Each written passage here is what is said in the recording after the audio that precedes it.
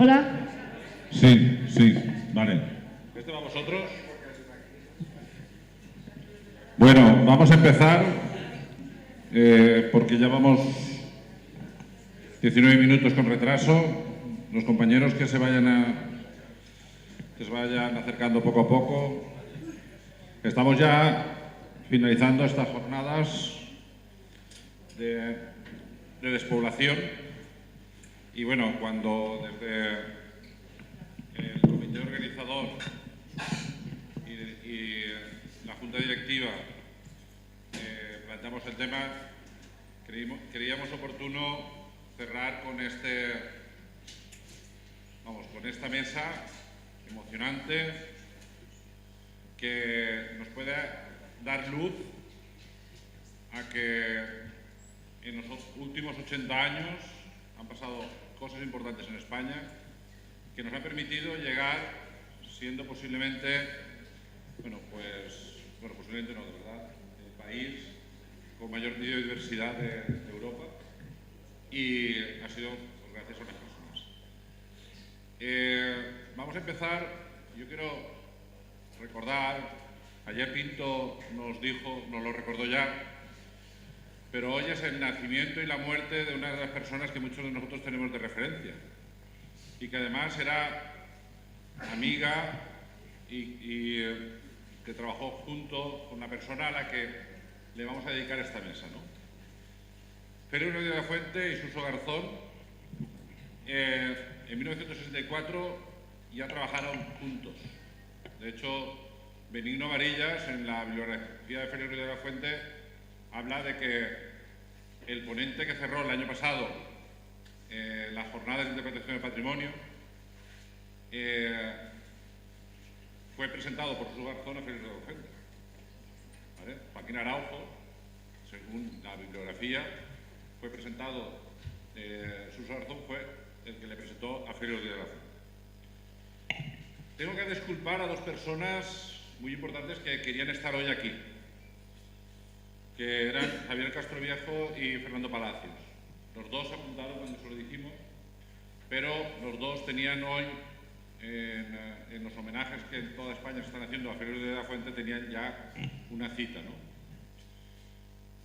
Entonces, eso nos lo dijeron y tuvimos que rehacer la mesa, pero bueno, tenemos la suerte de que personas importantes nos acompañan hoy en este homenaje a Suso Garzón y que vamos a hablar de lo que sería cómo, y antes lo hablábamos en el café, y quiero empezar en una referencia desde la asociación, y se habló y tal.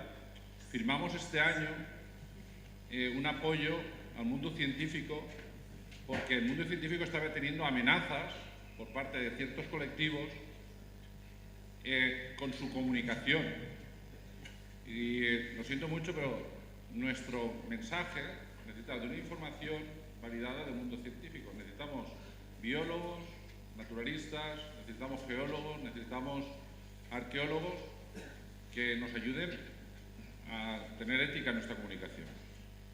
Y ese mundo científico nos ha permitido llegar a donde estamos, a una conservación y a una conservación real del medio natural, ¿no? Pero ese mundo científico tenemos que apoyarnos en él. Yo vengo de una tierra en la que el día 29 de octubre pasó algo que, se llevaron vidas por delante y el mundo científico está levantando la voz y se le está callando. Por tanto, tenemos que mantenernos firmes apoyando el mundo científico porque esa información es necesaria. Entonces, muchas gracias por haber venido. Tenemos gente muy científica hoy con nosotros. Entonces, voy a presentaros a la mesa. Voy a ser breve. Entonces, tenemos a Manuel Bahillo, que viene desde Cantabria, ha estado con Suso en la Asociación de Transhumancia y Naturaleza, fue gerente del Camino lebaniego y encargado de la gestión de los caminos de peregrinación de Cantabria, por tanto, un punto de conexión con el medio rural muy relevante. Luego tenemos entre nosotros a Blanca Ramos, que bueno, ha estado trabajando, Blanca ahora está jubilada, pero has estado trabajando en Doñana, en Sierra Nevada, luego has hecho trabajos en la Dirección General de Medio Ambiente en Bruselas. Es decir, luego también está con nosotros Blanca Garzón, Paloma Garzón, que bueno, es la hermana de Suso, pero también investigadora, empezó en Topete también su camino. Has estado trabajando con el Lince, en estos momentos estás en divulgación para la conservación actualmente estás de asistente técnica en el Ministerio para el Desarrollo del Catálogo Español de Especies Amenazadas. Luego tenemos entre nosotros a Antonio Contreras, es que me se pierde aquí, que es catedrático en la Universidad de Murcia y has estado, vamos, nos vas a contar tus vivencias en transhumancia. No, esto es una charla tú solo con Suso, ¿vale? Y luego, espérate que ahora no encuentro los nombres. Luis Mariano González, ¿vale? Que bueno, no sé, muy probablemente Luis Mariano, el Águila Imperial, sigue por nuestros cielos gracias a trabajos como que has hecho tú y otros como tú. Me ha dicho y me ha insistido mucho que está aquí como amigo de Suso, ¿vale? Y luego ya nos queda al territorio Jorge Escudero, también amigo de Suso. Yo creo que pastor transhumante, creador de CEA La Dehesa en Riopa, que es un centro de educación ambiental y turismo rural de los primeros de España, y que ha publicado varios libros sobre el patrimonio natural y la cultura de Riopa. Y yo creo que os he dicho todo, ¿no? Sí. Bueno, ¿y quién es Suso Garzón? Bueno, hace unos meses, desde Interpreta Natura, hicimos un pequeño vídeo en homenaje a Suso y lo vamos a poner, pero vamos, Suso Garzón posiblemente también está con nosotros porque nos ha traído sus aparejos de transhumancia, pero imágenes de comunicación importantes, el ganado pasando por Madrid, Monfragüe, historias de Monfragüe, historias de transhumancia, historias, vamos, de investigación. Entonces, vemos el vídeo y ya os dejo que intervengáis y que nos contéis. A ver si... ¡Oh! No va. Esto no sé cómo funciona.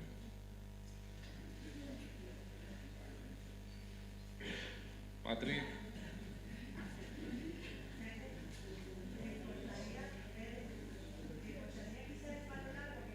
Sí. Pues no sé, estaba en teoría era este enlace.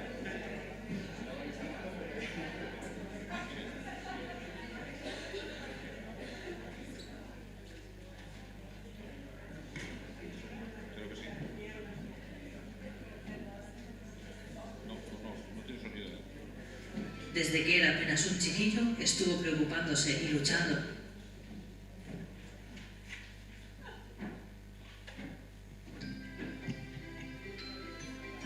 Hoy hablaremos de uno de los guardianes de la tierra. Él es Jesús Garzón Hey. Desde que era apenas un chiquillo, estuvo preocupándose y luchando por proteger la naturaleza. Esa lucha la mantuvo perseverante y sin descanso hasta sus 77 años, cuando nos dejó. Protector del águila imperial, el lince ibérico y de todos los animales en peligro de extinción, creador del Parque Nacional de Monfragüe y del Natural de Ollambra. Con su intensa lucha y perseverancia consiguió la aprobación de la Ley 395 de vías pecuarias, protegiendo así 125.000 kilómetros de cañadas, cordeles y veredas. que son fundamentales para el pastoreo en extensivo y la conservación de la transhumancia, pero también se han convertido en corredores ecológicos de caminos naturales, donde el ganado fertiliza y abona las tierras transportando miles de semillas de un lado a otro de la península ibérica, conservando y aumentando así la biodiversidad a su paso. Galardonado con multitud de premios de conservación de la naturaleza, nos deja un legado que debemos proteger y continuar si queremos salvar nuestro planeta, pues dejó muchos alumnos por allá por donde anduvo. El guardián ha vuelto a la tierra, pero su eco resuena en las cortezas de los árboles que salvó de ser cortados. Su memoria perdura en los montes, praderas, dehesas, riberas, por las que anduvo cientos de veces, dejando una huella imborrable. Por eso su legado permanece vivo en las cañadas, y su fuerza se refleja en los ojos de los animales que hoy viven libres y salvajes bajo los brazos protectores de uno de los grandes guardianes de la tierra.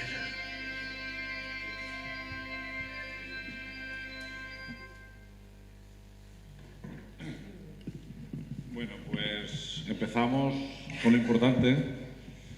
El orden, si queréis, lo ponéis vosotros. Vamos a empezar con esos orígenes, ese encuentro con Suso y cómo creéis que está vuestro papel, el papel de ese encuentro con Suso, el mundo científico, ha contribuido a que la comunicación del medio natural y del medio rural poder mantener las poblaciones tanto de personas como del mundo salvaje, que tanto nos ha insistido Gemma en la intervención, ¿no? Entonces, Paloma, empiezas tú. Cogéis el orden, sí. Si queréis, empiezo yo contando un poco la historia de Suso del principio. Bueno, más o menos, porque yo era pequeña, o sea, me llevaba 10 años. Pero bueno, Suso desde pequeño ya tenía una afición tremenda por la naturaleza. Mi abuelo, que era alemán, le inscribió en una revista alemana de Los Amigos de los Animales, y ahí no paraba de leer eso y toda la bibliografía que le caía en sus manos, con lo cual se formó él solo en lo que era todo lo que era el mundo animal y el mundo natural, y bueno, era su mayor afición. Entonces, no sé por dónde seguir, fue creciendo y pasaba los veranos en la Sierra de Gata, en Extremadura, sin luz prácticamente y sin agua corriente, y yendo con los pastores, con los corcheros, con los resineros, y aprendiendo de todo el mundo que estaba en el mundo rural. Y entonces a él eso fue lo que realmente fue su escuela, o sea, él fue autodidacta y empezó a buscar, sabía que en esa zona era una zona privilegiada para el lince, para el lobo, que decían que ya había desaparecido, la águila imperial, buitre negro, y se dedicó a buscar por la sierra, recorría la sierra buscando las huellas y luego escribiendo artículos sobre ello. Entonces, fue autodidacta en cuanto a la investigación. Y luego un verano íbamos a la Sierra de Gata y otro verano íbamos a Cantabria, porque mis abuelos maternos descendían de Cantabria, bueno, mi abuela, y mis paternos eran de la Sierra de Gata. Y entonces en Cantabria descubrió todo lo que era el mundo del mar, de la ría, de las aves marinas, bueno, toda también la costa, todos los bosques de hayedos y todo lo que recorría, bueno, estaba alrededor de toda esa zona de Cantabria, en comillas, ya llegando casi a Asturias. Total, que Suso, después de pasar esos veranos, luego en Madrid vivíamos al lado del Retiro, con lo cual cruzaba todos los días el Retiro, íbamos a la Casa de Fieras porque mi abuelo gestionó que pudieran traer especies de Frankfurt, del zoológico de Frankfurt, a la Casa de Fieras. Entonces teníamos pase libre los nietos, con lo cual también íbamos muchísimo a la Casa de Fieras con los animales, con el elefante que había allí. Bueno, teníamos mucha relación. Y luego mi abuelo, en el jardín que tenía al lado de Atocha, porque tenía una fábrica de hielo, en el jardín le dejó a todos los nietos que hicieran su jardín, y Suso creó allí una charquita con sus anfibios, reptiles, no sé qué, el erizo, la tortuga, tenía allí todas él fue el único que hizo un jardín. Total, que eso era su inicio. Pero luego, a partir de ahí, ya empezó a recorrer, a publicar, conoció, y su primer objetivo fue todas las especies amenazadas que en ese momento se consideraban alemanas y que estaban desapareciendo, como el lince, el lobo, las rapaces. Y entonces empezó con el águila imperial, que quedaban poquísimas parejas, y empezó a buscarlas por toda España, y su principal objetivo fue cómo salvar al imperial, y lo de Suso fue todo como estrategias para ir salvando poco a poco todo lo que creía que era importante. Y empezó con la imperial porque desaparecía, y lo que hizo fue potenciar el que se mantuviera la cría de las imperiales. Y con ello lo que hacía era salvar los pollos y salvar los huevos. Pues cuando veía que en un nido había 3 pollos que iban a morir, 1 o 2, se llevaba alguno, se los llevaba a otro sitio, a otros nidos donde no había tantos pollos, y así creó esto. Y una de las cosas era llevarlas a Doñana, con lo cual contactó con Valverde, y a través de Valverde, y bueno, de Valverde no, de Doñana, que le apoyaron también, le dieron una beca de esto de la naturaleza, WWF de Suiza, le dio una beca para que investigara sobre las especies amenazadas de España. Y entonces Suso, bueno, pues ya tuvo dinero para poder moverse, para tener gasolina, para poder comer, ir por toda España, pues con el buitre negro, la águila imperial, la butarda, las grullas, yo qué sé, o sea, el lince, estuvo investigando con todo. Entonces, bueno, a partir de ahí conoció la zona de Monfragüe y vio que empezaban a arrasarla. Entonces, bueno, esto lo contarán todos porque fue cuando se fue al ministerio para que parara. Ya, se acabó. Bueno, y así un montón de estrategias. Monfragüe, Doñana, Cabañeros, Anchuras, fue parando todo y...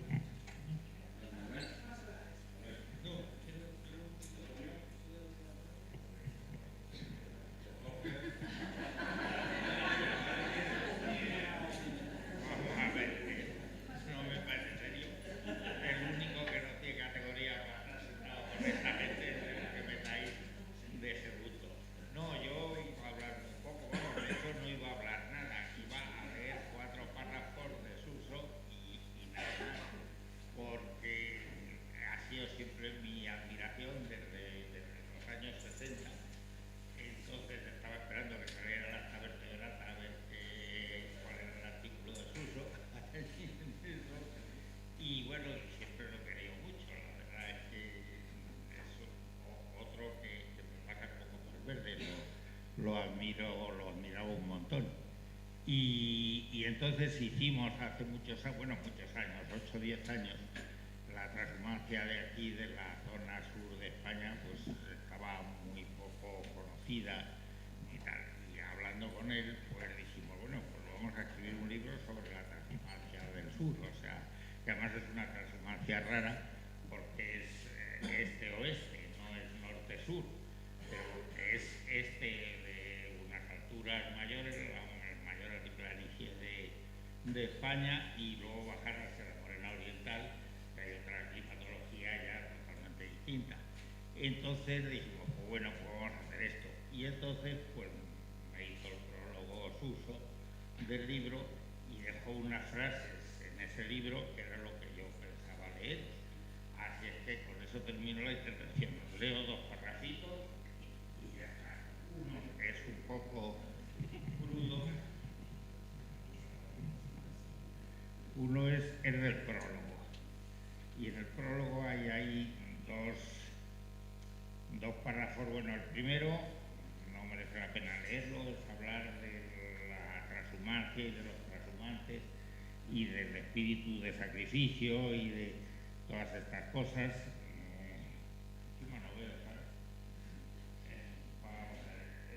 Sin mencionar expresamente, cada párrafo del libro resuma un profundo respeto por los conocimientos, el compañerismo, la honradez y el trabajo abnegado de tantos paisanos que, sin considerar horarios, días festivos o vacaciones, durmiendo frecuentemente a campo junto al ganado, lejos de la familia, y afrontando hambres y calores, fríos y tormentas, no dudan en barrear durante el invierno los ríos desbocados con aguas heladas o soportar en verano jornadas interminables bajo el sol abrasador, sin más compensación que la del deber cumplido.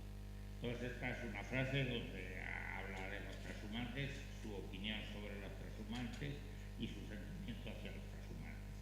Y a continuación, desgraciadamente, hay otra frase que dice: el contraste resulta brutal en comparación con la mezcla de desidia, rutina, desprecio o incluso mala fe de los funcionarios de turno, que tratan como presuntos delincuentes a los ganaderos trashumantes, los únicos que están contribuyendo realmente con su inmenso esfuerzo personal a conservar la biodiversidad del territorio nacional y bienes del dominio público como la vida pecuaria. Eso os da un poco idea de quién era Suso. O sea, de quién era Suso, podemos decir en su segunda etapa. Yo a Suso siempre lo he visto en dos etapas, o sea, hasta que dejó la política, que era un investigador, y bueno, pues ahí estaba totalmente implicado y tal, y desde que dejó la política, que cambió la investigación zoológica, porque debió considerar que ya había suficientes investigadores, a lo que hacía falta entonces, lo que se ha dicho Paloma. O sea, era la persona que siempre estaba en el hueco que se necesitaba en ese momento, ¿no? Y fue cuando cambió al tema este de la transhumancia. Y hay otro párrafo que también os quería leer, me parece que estaba por aquí, que también es de Suso, en mi libro. España será, según todas las previsiones, una de las regiones afectadas por el cambio climático.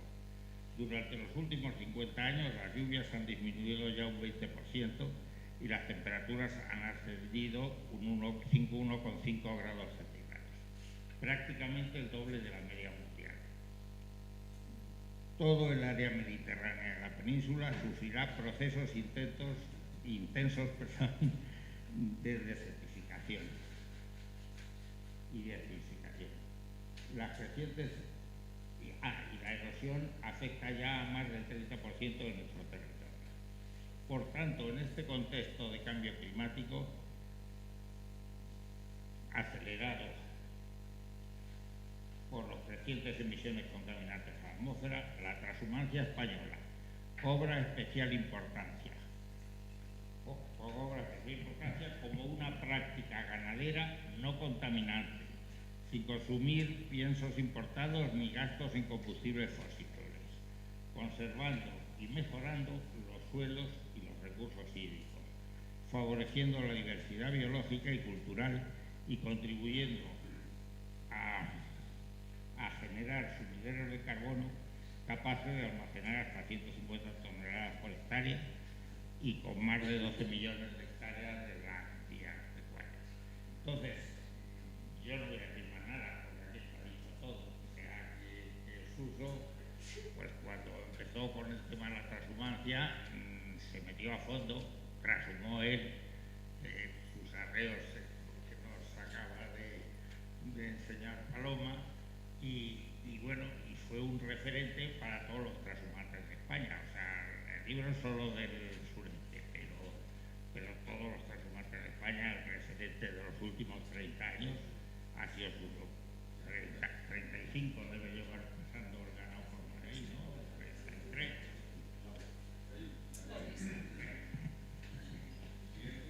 Bueno, está visto que vuelve.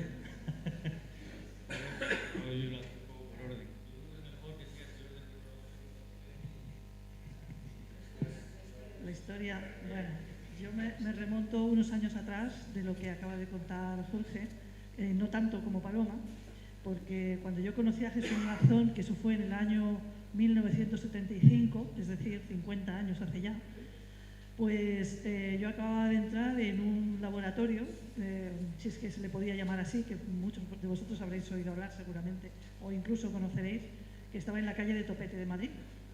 Estaba en la calle Topete de Madrid, cerca de Cuatro Caminos. Y me enteré de que eso existía y me añadí y me encontré absolutamente en mi salsa. Los orígenes de ese laboratorio fueron la actuación de Jesús Garzón, también colaborando con Javier Castroviejo y con, ¿quién más?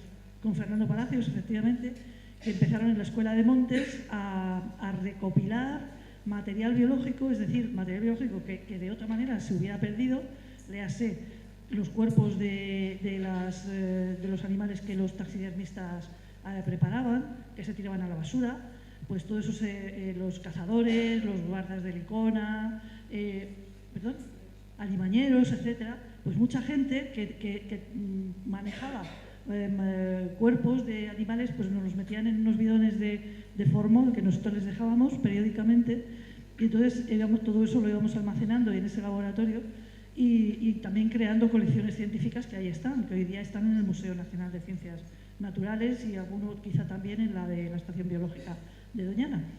Todo eso se empezó, ya os digo, en los años 70, y todos los que colaboramos en aquel laboratorio hemos hecho una lista un poco provisional y tal. Nos salen de inicio más de 30 personas, y todos ellos, prácticamente todos sin excepción, se han ido colocándose en las administraciones, en los institutos del Consejo Superior de Investigaciones Científicas, como Nacho, que está en el museo, como otros muchos que están en la Estación Biológica, Carlos Ibáñez, etcétera, otros que hemos terminado en el Icona, otros que están en el Ministerio, como Luisma, que ahora le conoceréis, y todos los que formamos parte de aquel grupo inicial al que Jesús Garzón contribuyó enormemente, pues por supuesto todos trabajábamos con unas ganas, con una afición y con un desinterés tremendo, porque no cobrábamos un duro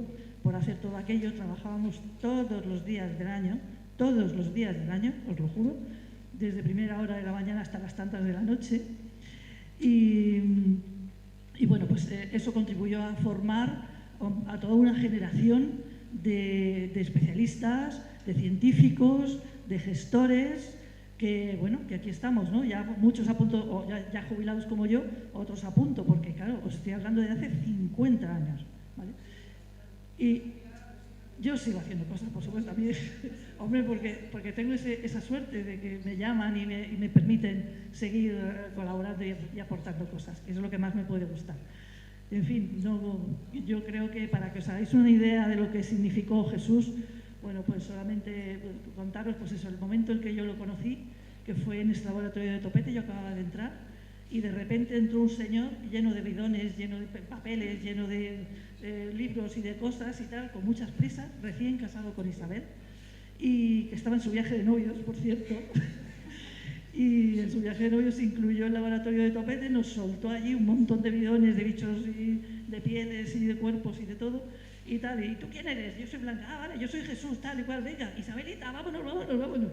Iba corriendo a todas partes y bueno, pues esa fue la primera vez que yo me encontré con Jesús, y afortunadamente mantuve su contacto, su amistad, hasta el punto de que fue él quien organizó mi boda en Monfragüe, en Villarreal de San Carlos, en la iglesia, en el pueblo que en ese momento estaba olvidadísimo porque nadie podía tener allí ganado, y solamente había 4 personas, o unas pocas personas que tenían casa allí.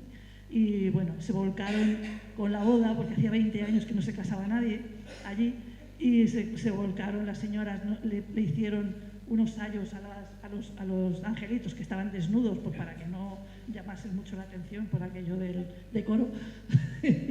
Nos cantaron en la misa las señoras del pueblo. Bueno, fue una cosa preciosísima, y fue todo gracias a Jesús, porque se volcaron porque amaban a Jesús, porque era una persona extraordinariamente importante en Monfragüe. Bueno, ¿qué pasó?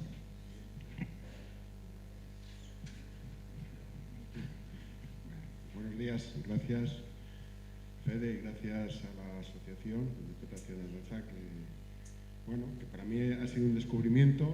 He conocido a gente de la asociación, y veo que habéis aceptado con estas jornadas y lo que estoy viendo que habéis hecho, como por ejemplo eso, que vengamos a contaros, sobre todo a la gente joven ahora, aquí un grupo de abuelitos, muchos lo somos, las batallitas que pueden enseñar a cómo hacer o cómo tenéis que hacer, o si queréis, cómo podéis mejorar el mundo, que un poco también fue el mensaje de Suso. Entonces, lo que os quiero contar va en esa línea.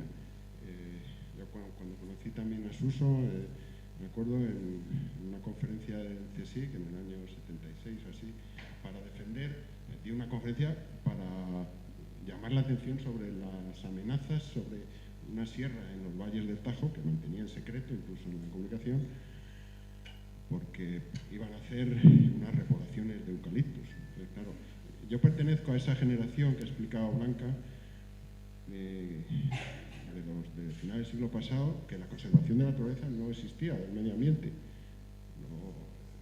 Venimos de otra época, no había conservación del medio ambiente, no existía, ni técnicas ni formas.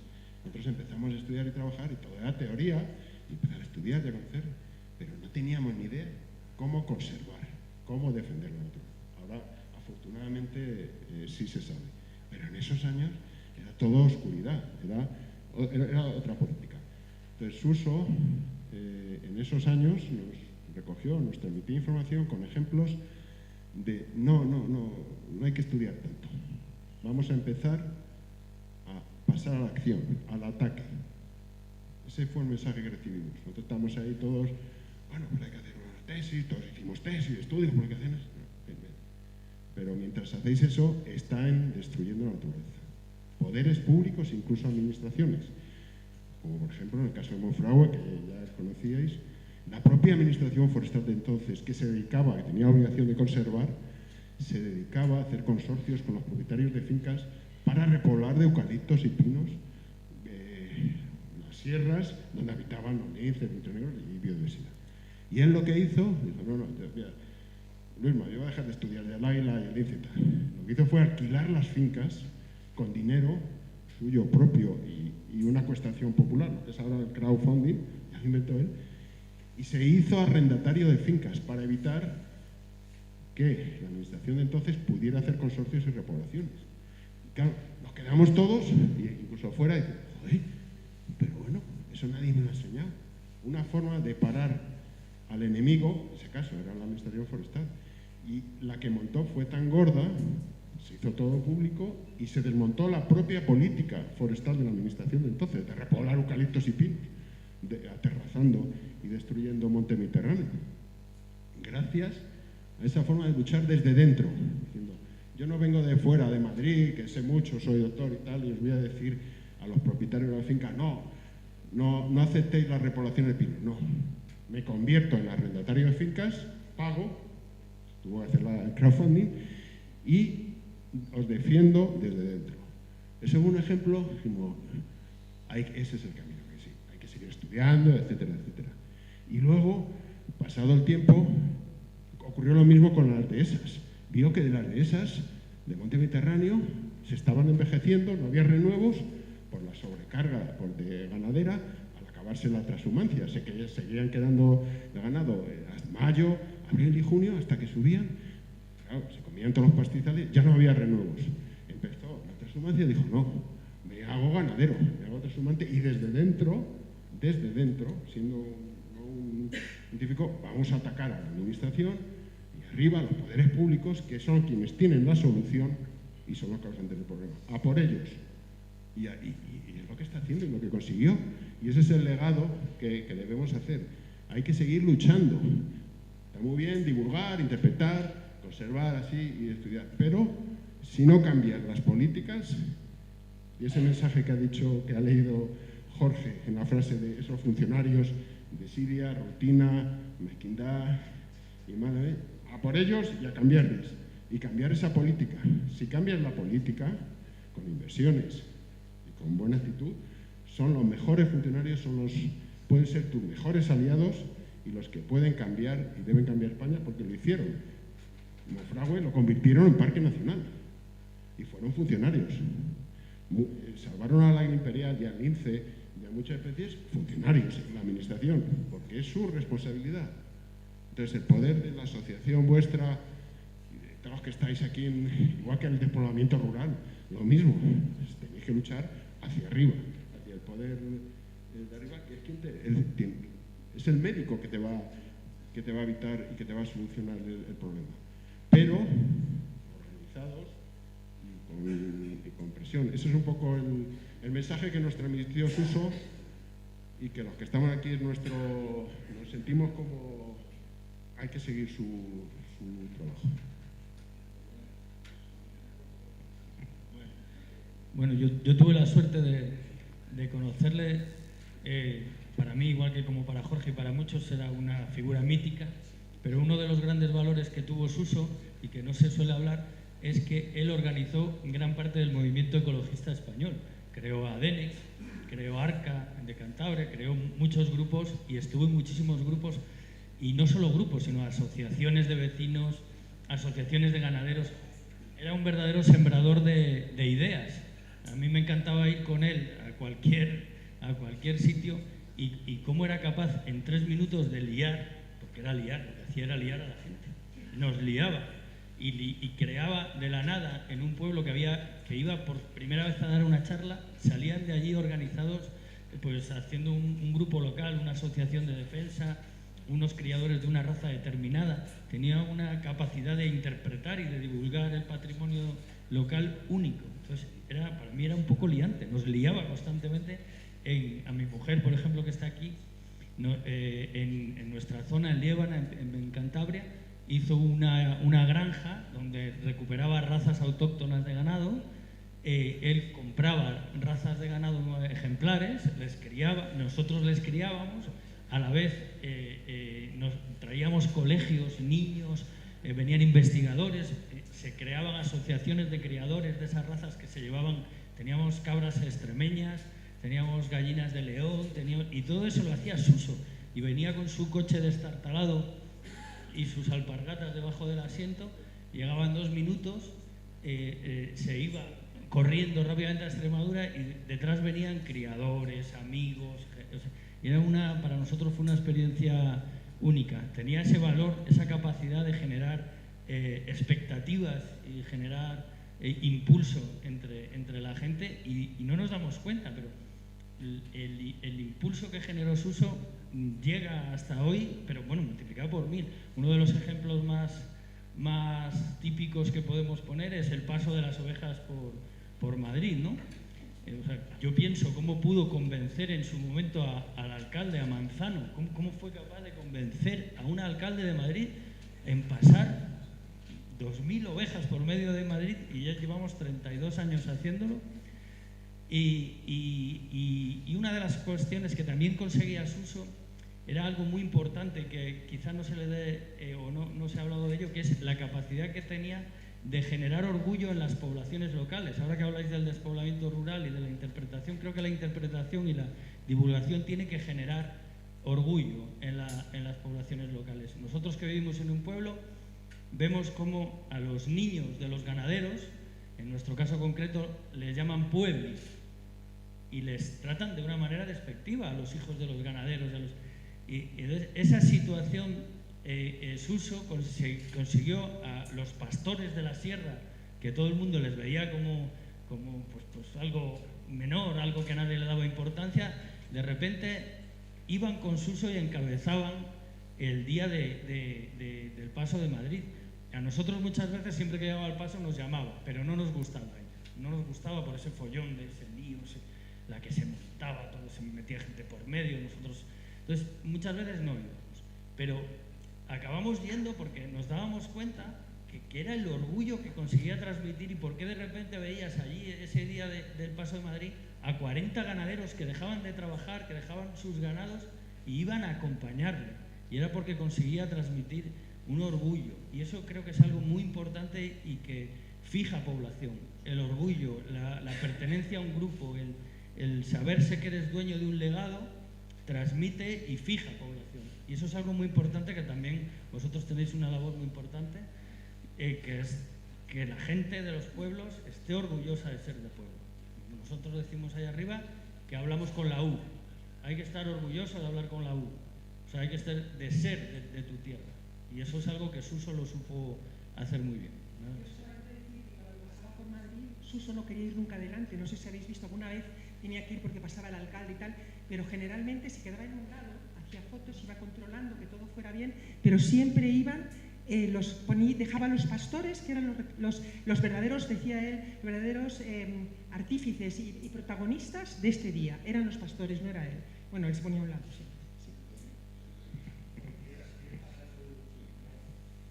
Bueno, muchas gracias. En primer lugar, agradecer a la Asociación de interpretación del patrimonio en la organización de las jornadas y el habernos invitado. No, deja la primera un momento, Fede, por favor. Quiero felicitar al responsable de la imagen porque, claro, si se trata de interpretar, yo también interpreto, no soy intérprete, pero yo ahí veo una vía pecuaria.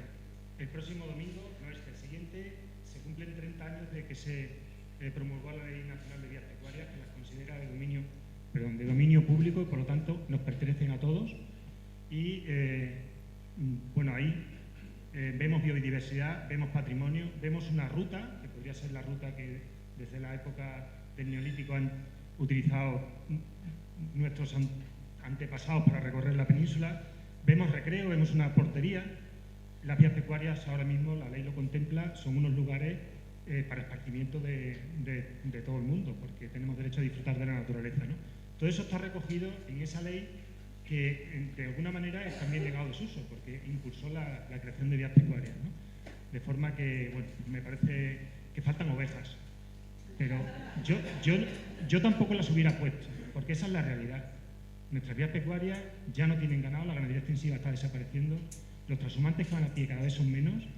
¿Y qué está ocurriendo con las vías pecuarias? Que están siendo usurpadas, tanto por la administración, como comentaba Mariano, como por los propietarios, ante la dejadez de las administraciones en defenderlas, ¿no? Y eso es un patrimonio que nos pertenece a todos. Tenemos 125.000 kilómetros y 420.000 hectáreas de dominio público en todo el territorio nacional por los lugares más bonitos, aparte que también atraviesan las ciudades, porque eran lugares de comunicación, lógicamente, con las poblaciones para llevar el ganado, y las tenemos que defender, y las estamos perdiendo. Pasa a la siguiente.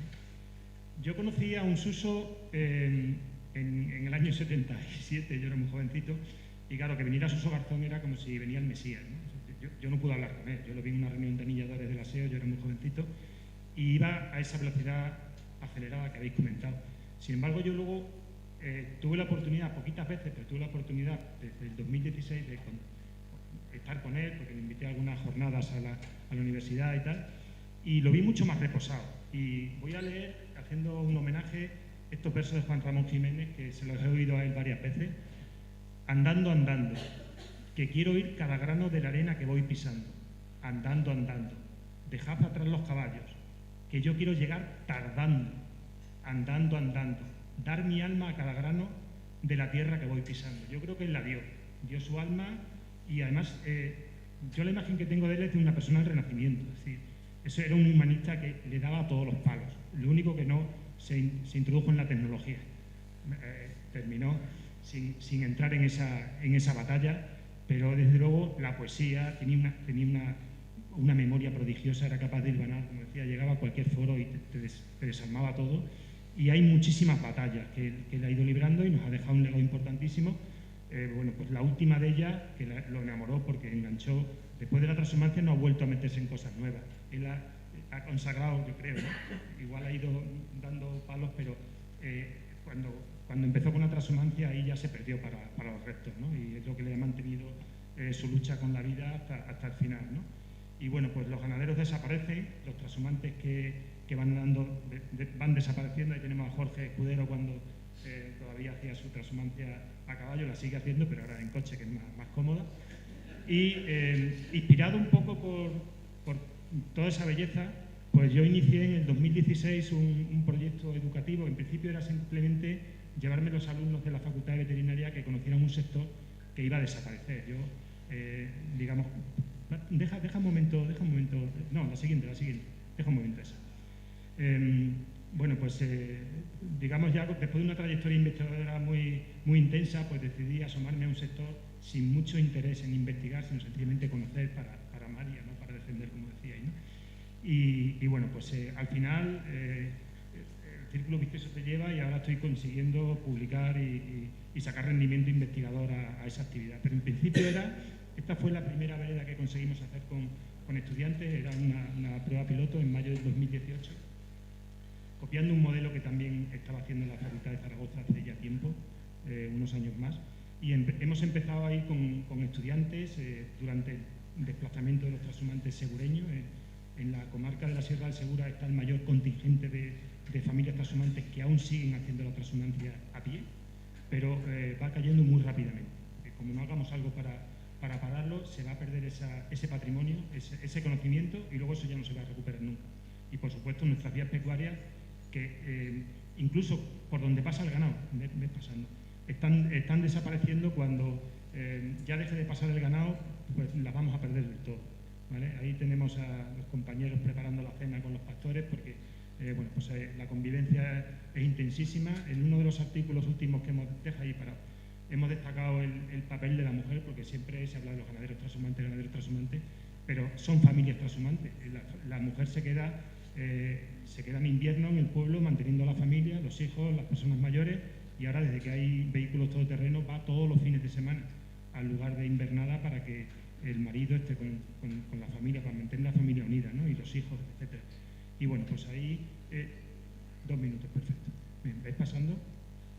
Hemos ido creando familias, porque al final lo que me ha aportado a mí esta experiencia, aparte de datos para investigar, es una familia segureña que ya la voy a tener para siempre, porque en ese mundo tan duro, deja ahí un momento, en ese mundo tan duro lo que se ve es una gran solidaridad, porque la mayoría de los trashumantes no tienen mano de obra contratada, son ellos y su familia, y cada vez que necesitan alguna actividad lo que hacen es que se juntan todos. Si hay que ir a ayudar a fulano porque tiene tal actividad, pues dejan todos el trabajo y van, ¿no? Y entonces es una hermandad que yo no la he visto en ningún sitio, la que yo he podido ver con los trashumantes segureños. Ahí tenemos a Daniel, el de la cazadora roja, con alumnas nuestras de la facultad.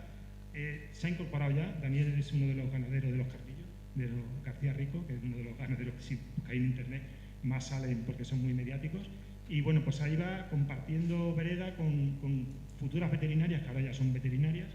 Y bueno, pues ahí se crea también una sinergia, y lo que comentaban de ese empoderamiento, ¿no? Los pastores, cuando nos despedimos después de 7 o 10 días, que no estamos más tiempo con ellos porque es una transhumancia corta de la Sierra Segura a Sierra Morena, pues se han creado unos lazos que permanecen siempre, se mantienen los WhatsApp en contacto y tal, y bueno, pues ellos se sienten también muy orgullosos de ver cómo universitarios aprenden de ellos, ¿no? Y están durante una semana, como hacía Suso cuando se iba con los pastores hace 50 años, pues estamos reproduciendo un poco eso, ¿no? Y con razas autóctonas en peligro de extinción como la cabra negra serrana. Y bueno, pues yo sigue pasando, voy a comentar alguna cosita aquí. Estos son más fotos de familia. Ahí tenemos un ganadero en Murcia que es el único que sigue moviendo el rebaño todo el año, Antonio. Y para un momento ahí. Y bueno, pues tiene una explotación de ovejas montesinas que tiene el 30% del censo mundial de una raza en peligro de extinción, se dice pronto. Y le cortaron la vía pecuaria y no podía pasar, ¿no? Es decir, que estamos asistiendo a una destrucción total de un patrimonio que no se recuperará. Ahí tenemos una comida con los ganaderos, veis que están todos mirando el móvil, ¿vale? Yo les dije, joder, parecéis adolescentes, macho. Habíamos ido mi compañero Ángel y yo a organizar la vereda siguiente y... Deja un momento. Y no estaban mirando el móvil, estaban consultando el GPS con el que tienen geolocalizados los rebaños en la Sierra Segura, porque había caído una granizada impresionante y claro, cuando hay posibilidades de trueno el ganado se puede dispersar y entonces tienen que salir corriendo a buscarlo. Esos GPS se los pusimos en el 2018 cuando hicimos la primera transhumancia, un poco para agradecerles el apoyo que nos daban a llevar los alumnos. Esos GPS que se los pusimos a 5 ganaderos y me miraban como diciendo, este que viene de Murcia se va a poner aquí un aparato en la oveja, ¿qué se creerá? Toda la vida hemos sido ganaderos y esto no se ha utilizado para nada. Vale, pues pusimos 5, que es un proyecto de la Universidad de Murcia. Ese verano todos los ganaderos de la Sierra Segura compraron GPS, porque les da una autonomía y una calidad de vida impresionante. Muchas veces se ahorran tener que subir, porque a veces subían solo para comprobar que el rebaño sigue en su sitio. Y gracias a eso, ya termino, colaborando con grupos de investigación de la Universidad Miguel Hernández, estamos desarrollando proyectos de investigación porque estamos pagando el mantenimiento de los GPS a cambio de que nos cedan los datos y estamos generando conocimiento ya a un nivel importante, ¿no? Y bueno, gracias por la Bueno, muchas gracias a todos y a todas. Vamos a turno de preguntas. Espera. Vamos a turno de preguntas mejor, pero ya me decís la organización cuando cortamos, ¿vale? Solo apostillar una cosa, un homenaje precioso, pero es que encima lo estáis haciendo en Alcaraz, La primera mesta castellana que se hace es en Alcaraz para hacer la conquista de Murcia. De hecho, ahí a 8 kilómetros tenéis una aldea que se llama La Mesta, y aquí Alfonso X el Sabio, en 1266, en el fuero de Alcaraz, incluye todas las normas de cómo se tenía que hacer la ganadería hacia Murcia. O sea, que encima de que estáis haciendo el homenaje precisamente en el sitio donde empezó la traumancia. O por lo menos se empezó a regular. Muchas gracias. ¿Alguna pregunta?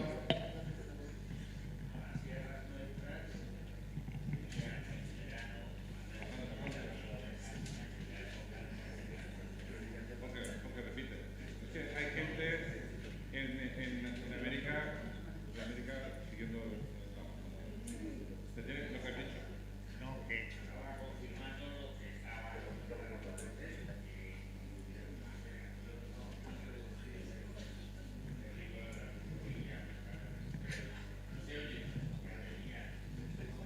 mil ovejas.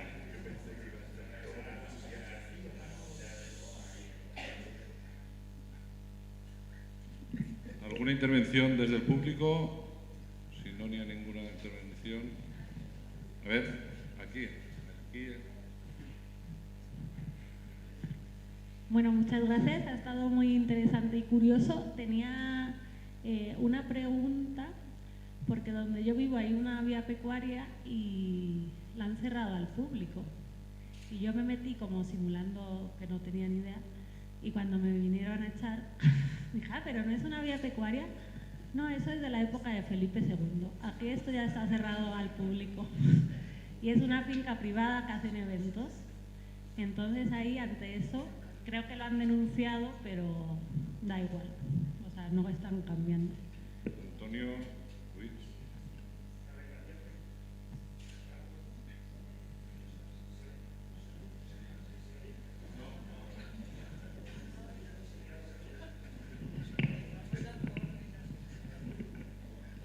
Toma. Sí, bueno, según la ley esta que hemos citado, las vías pecuarias son inembargables, imprescriptibles e inalienables, pero la ley se olvidó de una I más, un adjetivo más, son invisibles. Nadie sabe por dónde va, ni siquiera la administración, no les interesa, es un foco de conflicto. Los propietarios la cierran, si alguien denuncia, ganará el juicio, porque el juez le va a dar siempre la razón, una vía pecuaria no puede estar cerrada, pero hay que lanzarse, hay que denunciarlo, hay que contar con presupuesto para abogados, procuradores, etcétera, y juegan con eso. Y si la tienen 30 años cerrada, luego empiezan a buscar figuras jurídicas como la usucapión, etcétera, y a saber. Hay una asociación que es la Plataforma Ibérica por los Caminos Públicos, que desde hace ya unos cuantos años celebra el Día Nacional de las Vías Pecuarias, próximo al 23 de marzo, que fue cuando se promulgó abrir la vía pecuaria. Las vías pecuarias son de dominio público, nadie las puede cerrar.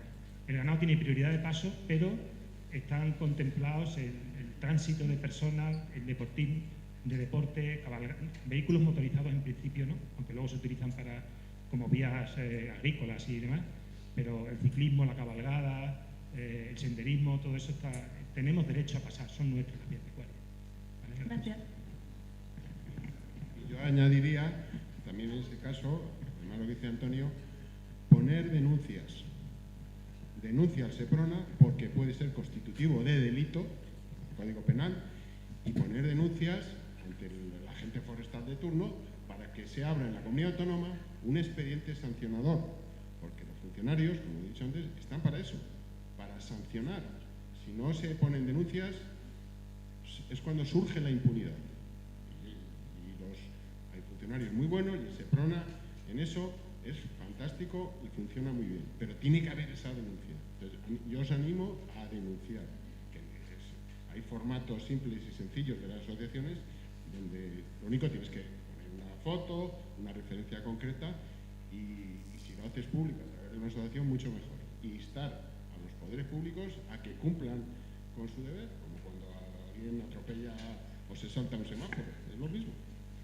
No olvidéis eso.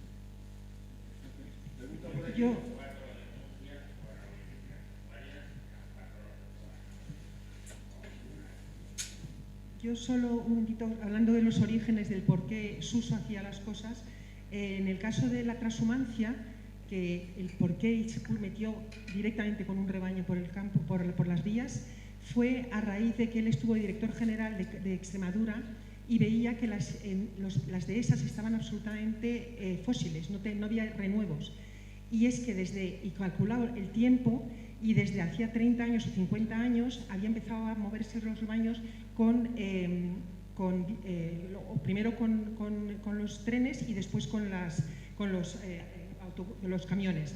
Y entonces se dio cuenta que es que sacaban muy tarde los rebaños, los sacaban ya prácticamente en julio, y entonces todo lo que era el renuevo de la primavera se lo habían comido, y entonces cuando llegaban a las montañas ya no había regeneración de la dehesa. Entonces, cuando estuvo en el 92 en una reunión que le invitaron como experto en especies amenazadas en Sevilla, hablaron unos expertos en transhumancia diciendo que ya no existía la transhumancia en España. Y fue cuando Suso dijo, claro que existe y existirá, porque hay vías pecuarias que vamos a utilizar. Y entonces fue cuando contactó con Cesario Rey y sacó el primer rebaño a las Cañadas en el 93. Y en el 93, justo en el 95, iban a hacer la ley de vías pecuarias y pensaban hacer una nueva ley ya dejando que los ayuntamientos se hicieran responsables de sus vías pecuarias y hicieran lo que quisieran en ellas. Y entonces fue cuando Suso decidió con el Cesario Rey pasar por Madrid para que la gente se enterara de que los rebaños pasaban por el centro de Madrid porque era vía pecuaria, la de Alcalá, la de la Castellana, eran vías. Por eso tenéis esa anchura tan impresionante Madrid, son 75 metros que son es una cañada real. Entonces, a raíz de eso, fue por lo que le cambiaron la ley que estaban diseñando ya para deshacer todas esas que ha contado Contreras, pues fue justo lo contrario, ya dejaron todos los beneficios que decía la ley.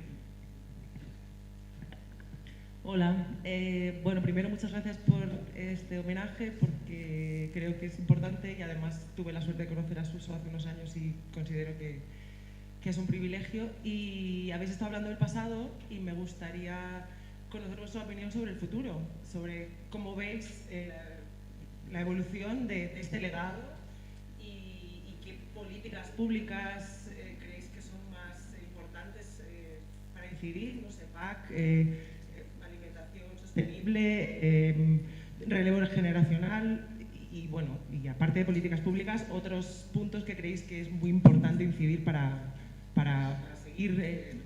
No pides nada en 30 segundos. Sí, a ver, lo que vamos a dejar como cierre, si no hay más preguntas, una intervención corta, un minuto, con esa.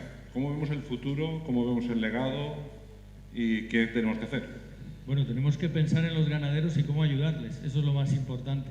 Nosotros, muchos de los que estamos aquí, seguimos con el legado de Suso, una fundación que se llama Transhumancia y Naturaleza, y estamos intentando generar proyectos, pastores auxiliares, una serie de proyectos para intentar ayudar a todos los pastores. Pero nuestra idea es, lógicamente, pensar en los ganaderos, porque sin ganaderos no hay transhumancia y hay una pérdida de biodiversidad importantísima. Hay muchos proyectos que no te puedo resumir y que estamos empezando con ellos, pero la idea es seguir con el gran legado que nos ha dejado Suso.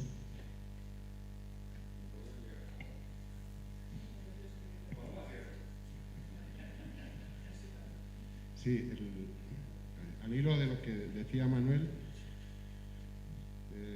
hay que exigir de forma clara y concreta a las administraciones y los poderes públicos que asuman su responsabilidad en conservar y mantener la biodiversidad, las zonas naturales, y evitar el despoblamiento rural mediante la transhumancia andando. Es fácil hacerlo, solo hay que invertir dinero, no mucho, pero hay que exigir a las administraciones centrales y autonómicas la dotación económica para que financien la transhumancia andando y lo que va alrededor de turismo, etcétera, en las zonas Natura 2000, que tenemos la obligación de conservar y mantener hábitats prioritarios de la directiva del apéndice 1 y las dehesas, y tenemos la obligación, por la estrategia de lucha contra el reto demográfico, de evitar la despoblación. Esas dos amenazas se pueden solucionar o una de las herramientas, hay muchas, recuperando la transhumancia, ayudando a los pastores, ayudando a los ganaderos, a los titulares, incentivando, pero con dinero y presupuestos. Dinero hay, mucho, hay que emplearlo bien, hay que orientar y darles la solución. Ayuntamientos, juntas vecinales, titulares de explotaciones que estén en las zonas de las vías pecuarias, en los puertos, en las dehesas. La solución está, hay que escribirlo y presionar. Presionar en el buen sentido, con todos los grupos, asociaciones, los sectores, ONGs, a que la administración lo asuma como una responsabilidad y tiene que hacerlo. Esa es una forma de concienciar muy buena, porque todo el mundo lo va a ver, lo va a entender. Hay que ayudar a evitar el despoblamiento rural y conservar la biodiversidad. ¿Cómo hacemos eso? Hay muchas maneras. Una de ellas, una herramienta fácil y simple, ya está, que es la transhumancia andando, que además también se está perdiendo. Es un bien cultural de la humanidad declarado por la UNESCO y se está perdiendo. Hay que, con dinero y con presupuesto se arreglan las cosas.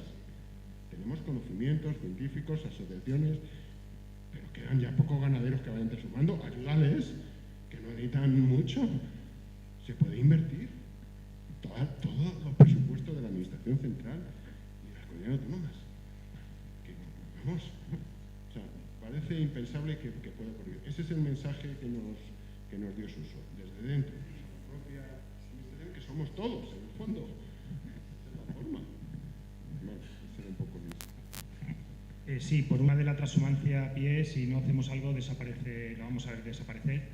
Una de las imágenes que ha pasado ahí, rápido, es un documento que le damos a los conductores que tienen que esperarse cuando vamos de transhumancia, y entre otras cosas le decimos que disfrute del espectáculo porque probablemente desaparecerá, y que cuando consuma productos, cuando consuma carne propios de la zona, cordero, cabrito de la Sierra del Segura, producido de manera sostenible. Esa es una asignatura, intentar diferenciar los productos de la ganadería extensiva, de la ganadería ecológica, de verdad. Eso es muy difícil, no depende de los consumidores, pero sí podemos poner nuestro granito de arena e empezar a consumir productos de la zona cuando estemos, ¿vale? Exigir ese tipo de productos, que van a ser siempre más caros, pero que hay que pagarlos. Igual que el lince y el quebrantahueso están en peligro de extinción, los rebaños de ovino segureño y de caprino de cabra serrana en peligro de extinción están aportando a esos depredadores. Bueno, el lince en concreto depreda sobre los rebaños y el quebrantahueso se sustenta en parte por la gran cantidad de rebaños que hay en la Sierra del Segura. Eso por un lado. Y en respecto a las vías pecuarias, que es una base patrimonial y de biodiversidad tremenda, como han comentado antes, todos tenemos el derecho y la obligación de defenderlas porque son nuestras. La ley nos ampara a ir por una vía pecuaria. Si nos la cierran, tenemos derecho a que nos la abran. Llevemos rebaño o no llevemos rebaño, llevemos una bicicleta o vayamos andando. Y eso es una cosa que va calando. Ya he hablado antes de las iniciativas de la defensa de las vías pecuarias y bueno, cada año se suma más gente, y también es una cosa que puede ser positiva si entre todos nos concienciamos. Una pregunta más, Jorge, la dices y así repartimos, porque el tiempo vamos mal ya. No sé si se me oye, ¿no? Tiene que ver con esto precisamente, no nos olvidemos, se lo digo a la mesa, ya lo sabrán seguramente, pues me consta ahí, Manuel lo sabe, que hay una herramienta de comunicación que se llama interpretación del patrimonio, que también se puede utilizar para divulgar los valores de las cañadas reales, de las vías pecuarias, de los alimentos locales y todo lo que hay en torno a esto, ¿no? O sea que la interpretación lo que tiene como éxito es que hace que el público se convierta en un aliado para la conservación del patrimonio, que no sean siempre las administraciones las que tienen que conservar el patrimonio, la gente, la ciudadanía, ¿no?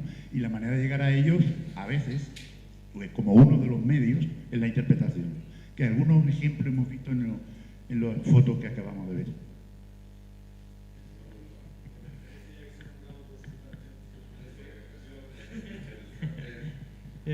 Quería preguntar cómo se puede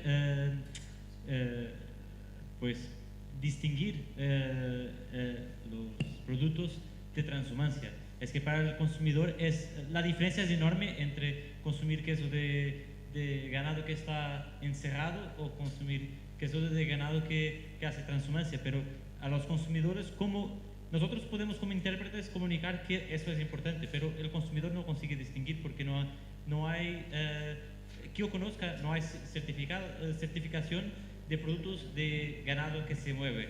Pero eso sería importantísimo, para la conservación es el más importante.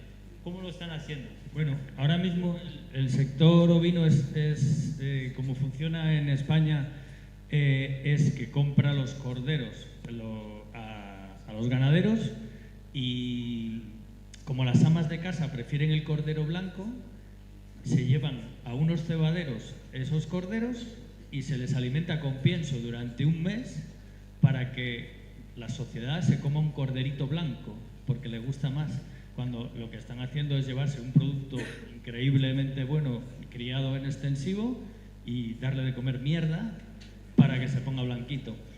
Y eso es como está ahora mismo la situación. La realidad es que solamente puedes comer cordero o cabrito trashumante si se lo compras al ganadero o a alguien muy cercano o a un carnicero que esté especializado. Nosotros precisamente desde la Fundación estamos planteando esto al sector, generar una marca de cordero trashumante. Por suerte hay iniciativas, hay una iniciativa muy buena en vuestra zona, ¿no? Que sí comercializáis directamente a través de una web de cordero Cosegur, que esa es la única iniciativa que ahora mismo hay de cordero trashumante, que es Cosegur. A ver, es realmente muy difícil porque no está reglamentado la diferencia, ¿vale? Cosegur es una cooperativa de la Asociación del Cordero Segureño, y entonces te garantizan cordero segureño con denominación de origen, ¿vale? Con indicación geográfica protegida, que es como se regula en las carnes, que es de oveja segureña criado a más de 500 metros de altura en las zonas de 5 provincias: Murcia, Albacete, Granada, Almería y Jaén. Pero no diferencia el trashumante. En algunos sitios están empezando a crearlo, pero hay que hacer una legislación superior. Lo que es importante es lo que ha dicho. Si los consumidores no asumimos esa conciencia, no lo vamos a poder exigir. Ahora mismo es muy difícil. No existe esa diferenciación, ¿vale? Pero claro, tampoco existe porque no hay una demanda del consumidor a pagarlo. Y estaríamos dispuestos a pagar, yo creo que mucha gente estaría dispuesta en Europa a pagar un cordero que sabe que gracias a ese cordero hay quebrantahuesos volando en la Sierra de Segura y hay 15 comiendo corderos en Sierra Morena. Solamente un segundo. Hay una iniciativa en Picos de Europa que lo hace la Fundación Quebrantahuesos, que tiene deben ser unos 10 o 12 ganaderos de pequeñas explotaciones, porque ahí en el norte las explotaciones son mucho más pequeñas. La mayor tendrá 700 ovejas. Y lo que hacen ellos es que han pactado con varios supermercados cuándo y cómo les entregan los corderos ya preparados. Tienen pactados fechas de entrega y esos son los únicos ahora mismo que están haciendo la Fundación Quebrantahuesos, vendiendo en 2 supermercados en Cantabria y pues vendiendo ese cordero de esas explotaciones, nada más. Igual hay alguna iniciativa más. En Santiago, sí, perfecto. Sí, una pregunta rápida, solamente por decir que es súper interesante y comentaros también. Mira, hay una cosa aquí, por falta también de información, hay aquí cerca a 20 kilómetros en un pueblo que se llama El Ballestero, está el Museo del Pastor, pues mucha gente supongo que por ser de fuera no lo sabrá. Una inversión que se hizo hace algunos años, importante, creo que es uno de los museos aquí en Castilla-La Mancha, de los pocos que hay sobre la temática del pastor. Y a veces que sí que se hacen inversiones, pero al final luego por la falta de infraestructura, de difusión, de implicación de las administraciones, al final hay cosas, pero luego están cerradas, están ahí, que no se da esa difusión. Y es una pena, porque aquí en Castilla, aquí en Albacete seguro que no hay ningún museo del pastor, y está, ya te digo, está aquí al lado y está cerrado. Es una inversión que se hizo en su día y pues una pena.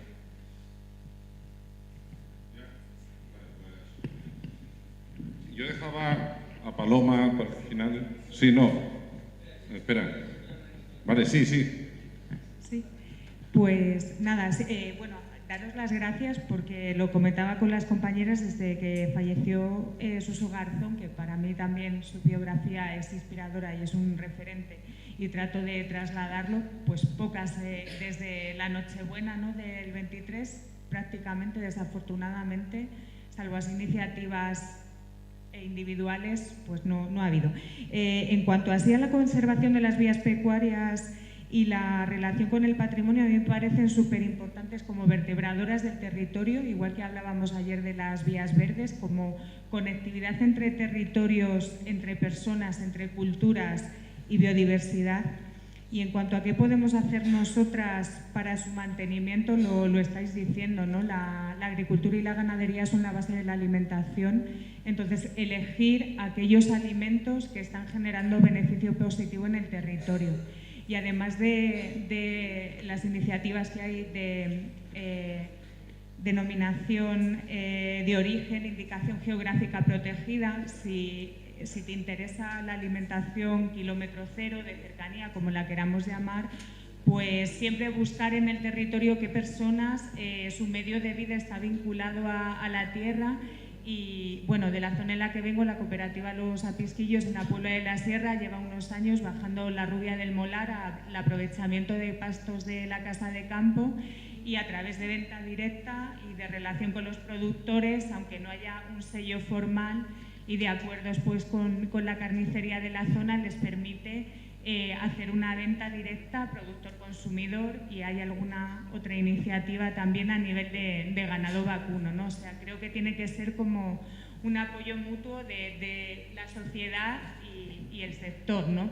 Y creo que lo que mejor conserva, como decimos aquí, es que algo esté vivo y sea funcional, más que, con perdón, ayudan otras herramientas como la legislación y etcétera. Muchas gracias.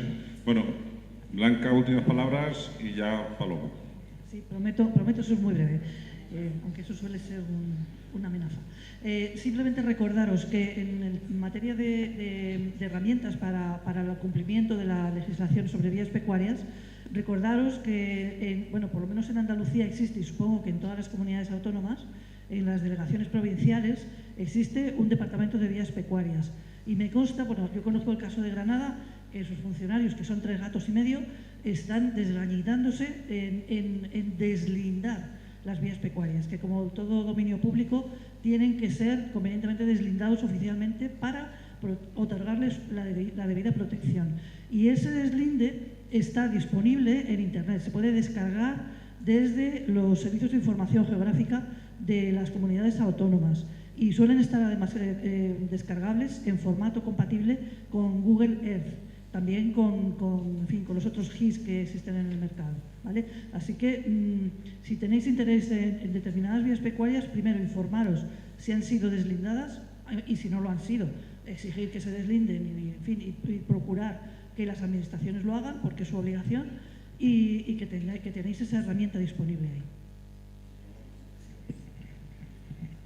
Yo solo decir que yo sí creo que hay futuro, a pesar de todo, porque hay muchísimas iniciativas, lo que pasa es que estamos todos por ahí. O sea, está Prisquillos, están las ganaderas en red, o sea, yo creo que puede haber hay un mundo que está a favor de un consumo de productos naturales, reales y de calidad, que tenemos que unirnos entre todos, sean con una potenciación de la biodiversidad, que somos parte de la biodiversidad nosotros y tenemos que conservar la biodiversidad con ello. Justamente se ha aprobado la Ley de Patrimonio Natural, que una de las medidas que pone en la ley es extensivo para mantener esa biodiversidad, porque son los rebaños los que hacen que haya una dispersión de semillas donde ya no llegan, porque además con el cambio climático es un problema, desaparecen, y entonces cuando llegan los rebaños lo pisotean, lo abonan y aportan esas semillas, empieza a haber, no hay endogamia dentro de las plantas, empieza a haber ya otras genes que van llegando y no desaparecen esas plantas que son fundamentales en todo. Entonces también los insectos, todo el ecosistema se mantiene gracias a ese movimiento de rebaños que tenemos que intentar entre todos unirnos y conseguirlo. Muchas gracias. A ver, gracias Manuel, Blanca, Paloma, Antonio, Jorge y Luis Mariano por acompañarnos, y especialmente gracias a Suso.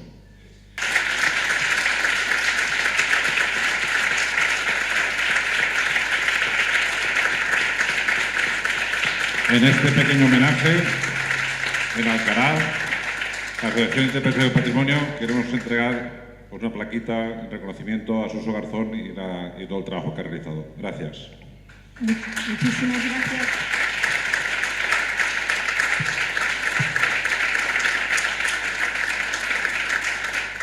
Se lo haré llegar a Isabel y a su hija, que también siguen también el legado de Suso, luchando por ello.